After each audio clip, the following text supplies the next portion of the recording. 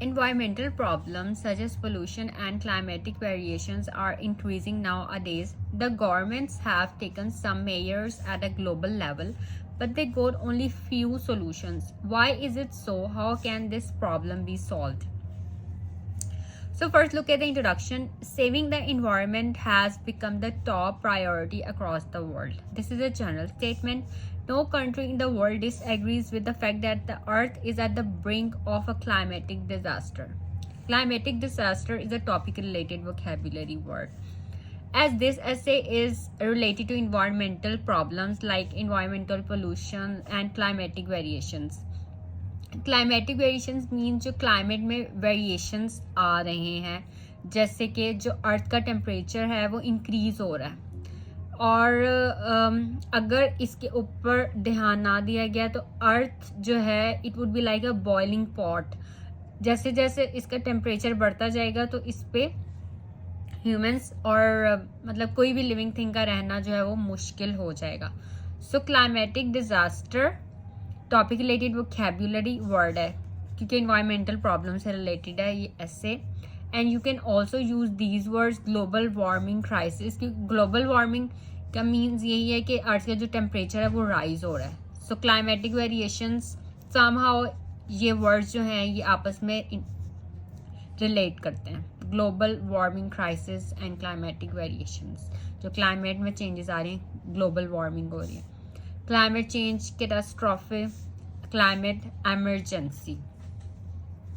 You can also use these words in your essay. These are topic related vocabulary words. Like इस body paragraph में ये words use हो रहे हैं. Global warming and consequently sea level rise. Sea level rise हो रहा है. Same कि जो अर्थ का temperature है वो increase हो रहा है. And next is, but the measures taken have neither legs nor the length to address the issue. This essay intends to look into why the measures have always fallen short of the mark and suggest some solutions to mitigate the problem. So first हमने जो हैं वो reasons discuss करने हैं और उसके बाद हमने solutions. So this is the first body paragraph. So first reason of failure. So many reasons can be attributed for the failure of governments in finding solutions.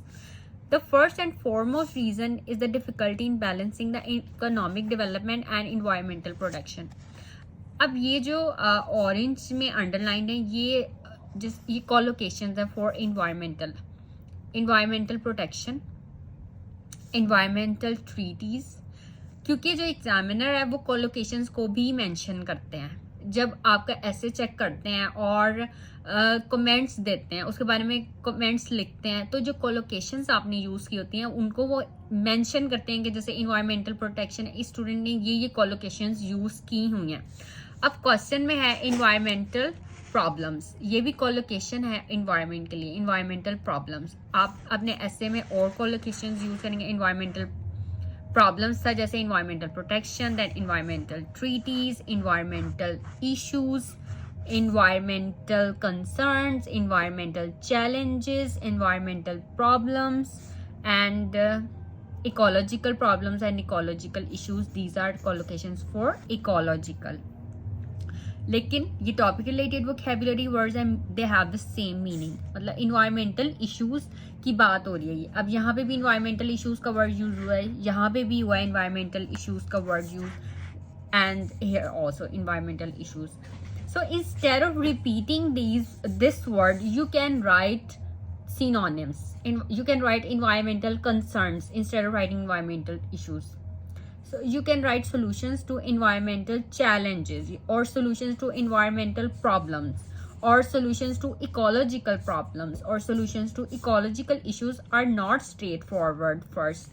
So अब जब आप ऐसे लिखते हैं एग्जाम में तो टाइम बहुत लिमिटेड होता है, तो जो वर्ड आपके जहन में क्लिक करे, क्योंकि कभी ऐसा होता है आप अब जिससे रिलेटेड, अब ये इन्वायरमेंटल प्रॉब्लम से रिलेटेड है ना ये ऐसे, तो environmental problems and environmental issues same thing है, ठीक है. These are synonyms.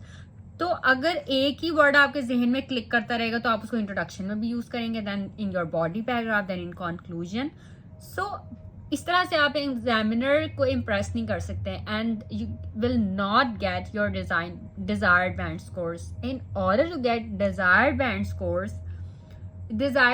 आपकी हैं 7, 7.5 और 8. तो अगर आपने इतने बैंड स्कोर्स लेने हैं तो आपकी रेंज जो है वो कैबुलरी की अच्छी होनी चाहिए. Lexical resource and topic specific vocabulary. So आपने जो है वो कॉलोकेशंस यूज़ करनी है. ठीक है, आपने topic related vocabulary words use करने हैं, सिनोनिम्स यूज़ करने हैं. आपका सेंटेंस स्ट्रक्चर अच्छा होना चाहिए. ठीक है, आपने सिंपल सेंटेंसेस भी यूज़ करने हैं, कंपाउंड सेंटेंसेस भी यूज़ करने हैं, कॉम्प्लेक्स, कंडीशनल, ये जो ऑल ऐसे टाइप्स हैं ये आपने कवर करनी है अपने एसे में. ठीक है, मैंने आपको इन्वायरमेंटल इश्यूज के बता दिए synonyms. Now look at this word global issues. For this you can write world wide problem, universal problem, global challenges, global concern. Okay, जैसे भी ग्लोबल इश्यूज और global concern same body paragraph में use हुआ है 2 time. अगर आप यहाँ पे भी यही लिख देंगे environmental pollution is a global concern, आप 1-2 दफा तो रिपीट कर सकते हैं वर्ड, लेकिन अब यही आप ग्लोबल इश्यूज यहाँ पे भी लिख रहे हैं, नीचे भी लिख रहे हैं, नेक्स्ट बॉडी पैराग्राफ में, देन कंक्लूजन में, ये अच्छी बात नहीं है. Repetition is not good for your band scores. तो आप जो है ग्लोबल इश्यूज यूज किया, आपने ग्लोबल कंसर्न फिर यूज कर लिया, आप फिर ग्लोबल चैलेंज यूज कर लें, यूनिवर्सल प्रॉब्लम यूज कर लें, वर्ल्ड वाइड प्रॉब्लम यूज कर लेंगे, global and world wide and issues and problem. These are synonyms. ये सब सिनोनिम्स हैं. आपको एक वर्ड के कई मीनिंग मतलब आपको सिनोनिम्स काफी ज्यादा पता होने चाहिए ताकि आप वैरायटी ऑफ वर्ड्स यूज कर सकें. ठीक है, सो एनवायरमेंटल पोल्यूशन, ये कोलोकेशन, एनवायरमेंटल ट्रीटीज एंड अब यहाँ पे देखिए इन्वायरमेंटल प्रोटेक्शन यूज हुआ है वर्ड. फिर ये तो मैंने कोलोकेशंस के लिहाज से पहले बताया ना कि इन्वायरमेंटल पोल्यूशन, इन्वायरमेंटल ट्रीटीज. अब ये देखिए इन्वायरमेंटल प्रोटेक्शन यूज हुआ है, उसी नेक्स्ट लाइन में protection of the environment use किया. वर्ड सेम है, प्रोटेक्शन, इन्वायरमेंटल है, यहाँ इन्वायरमेंट यूज कर लिया. वर्ड सेम है बट डिफरेंट वे में एक्सप्लेन किया. ठीक है, रिपीट नहीं किया ये वर्ड अगेन नेक्स्ट लाइन में. Environmental protection again environmental protection नहीं लिखा वर्ड, इसको डिफरेंट वे में लिख दिया, प्रोटेक्शन ऑफ द इन्वायरमेंट लिख दिया. ठीक है, और protection and save the environment ये भी सेम थिंग है. प्रोटेक्शन एंड सेव ये सिनोनिम्स है. यहाँ पे हमने यूज किया इन्वायरमेंटल प्रोटेक्शन और हमने लिख दिया save the environment and proactive steps for the environment. ठीक है, आप ये इस तरह से भी ये लिख सकते हैं. तो ये है डिफरेंट वेज ऐसे लिखने के. ठीक है, ये सब चीज़ों को आपने ध्यान में रख के आपने अपना ऐसे लिखना है.